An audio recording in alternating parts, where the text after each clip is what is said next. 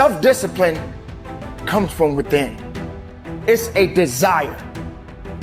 It's being able to understand that you got to get the work in and you got to be willing to go further and harder than you've ever gone in your life. Don't really want to get up and get out of bed. Yeah, I get up and get out of bed.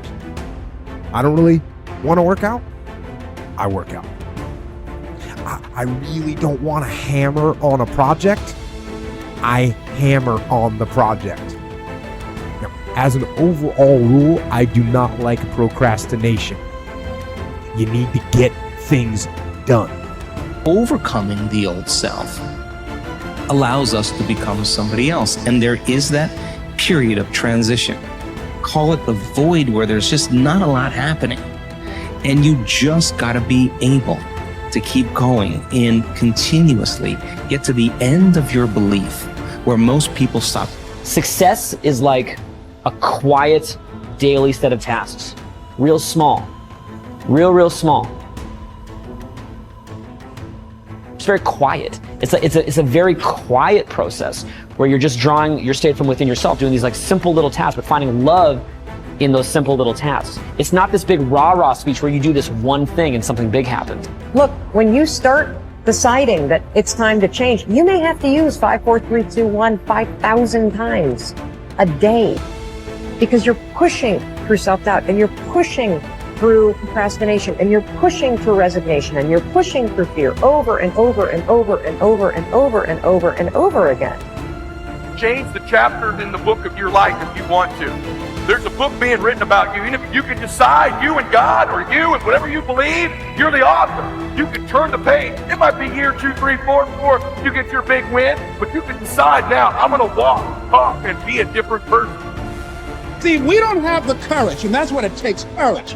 It takes guts to do that which you know you need to do. If you don't have the courage to act, life many times will move on you and make you act. And the measure of a person's will is determined by what they are willing to do to ensure triumph over tragedy. The measure of a person's will is determined by what they are willing to do to ensure success over failure. The benefit of discipline in my eyes has always been that through discipline, I get things done. All you have to do is know where you're going, and the answers will come to you. Forget the past mistakes, forget the failures, forget everything except what you're going to do now and do it.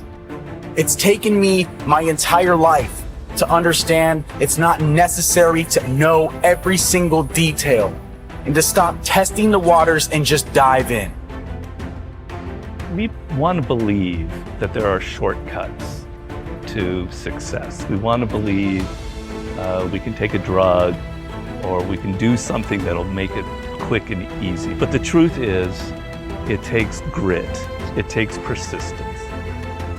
So it's hard to understand what could happen to you in 10 years in a visceral gut way of what it means to have failed in life. And to me, failure in life is not having money. It's not realizing your potential. You're 60 years old and you said, I could have been this, and I never did it. That's like the worst thought I think anybody can have. And you don't think about it in the moment because your life is okay, but you've got to wake up and understand that there's an urgency here. And that if you're not practicing something now, if you're not aware, if you don't have a path towards something better, you're rotting on the vine, and that day of reckoning will come at some point, and it will be painful. You're not going to feel it suddenly, it'll be slow, but it'll come and it won't be good. You will not find toughness in a comfortable environment. Those of you who are listening to this, whoever hear this, you will not find it. I was trying to look for it everywhere. The only way you find it is to drown yourself in a position where you're just out of sorts, where you can't swim and you're drowning. Where you're drowning. You're drowning in life. And you say, you know what, man? Yeah. I'm gonna figure out how to backstroke something. I'm gonna figure out how to, and then you figuring out all these tools. Your mind starts to, when you quit, your mind does this. Because you're out. once you say, I'm not going to quit, this is the 40%. When you quit, your mind says, we're done. So it doesn't expand. There's no expansion when you quit. When you say, you, this sucks, I'm drowning, I'm miserable, I'm suffering, I'm broken, but I'm not going anywhere. What happens to your mind is it does this. It says, he's not leaving. So we got to expand. We got to grow. We got to figure this thing out. So then these compartments in your brain start to they have to work. They have to work. And then you start to engage parts of your mind that you never engaged before. But you can't engage it by sitting back in these nice chairs, drinking this nice water, talking to you, talking about what I want to do. That's where the 40% thing comes in. It comes in when you're in suffer mode and you say, I'm not going to quit. You're forcing your brain now to operate on a level it's not used to, but then it becomes used to. Successful people are intensely solution-oriented. The fact is that life is a continuous succession of problems and difficulties without end. This river of problems is only interrupted by the occasional crisis, which makes the problem seem small in comparison. In fact, if you are living a busy life, you will probably experience a crisis of some kind every 2 to 3 months throughout your life. You will have business crises, family crises, financial crises, health crises, and other crises. The problems and crises never stop. They keep coming like the waves of the ocean. The only thing you can control is your responses to these problems and crises. And therein lies the key to your success. Successful people respond effectively to problems. Ineffective people do not. Successful people take a deep breath, relax and think clearly. They look for the good in every situation. They seek the valuable lesson. Above all, they focus on the solution, on what can be done rather than what has happened and who is to blame. There is a methodology that you can use to solve any problem. It requires that you approach the business of problem solving systematically and in an organized fashion. Just like there is a process for solving mathematical problems, there is a process for solving business and life problems, and you can learn it, use it for the rest of your career. Step 1. Define the problem clearly. A problem properly defined is half solved. It is absolutely amazing how much time is wasted floundering around looking for a solution when no one is quite clear about the problem. Step 2. Ask what are all the possible causes of this problem. Look for both the obvious and the not so obvious causes of the problem. How did it begin? What are its origins? What triggered it in the first place? What is the critical variable that changed to cause the problem in the first place? What assumptions were made that led to the problem? Just like a doctor conducting an intensive examination on a sick patient, you should thoroughly dissect the problem before you attempt to solve it. Step 3. Ask what are all the possible solutions. Avoid the natural tendency of most human beings to leap from a problem definition to a conclusion regarding a solution of some kind. Always ask, what else is the solution? Sometimes the best solution is to nothing at all. Sometimes the best solution is to gather more information.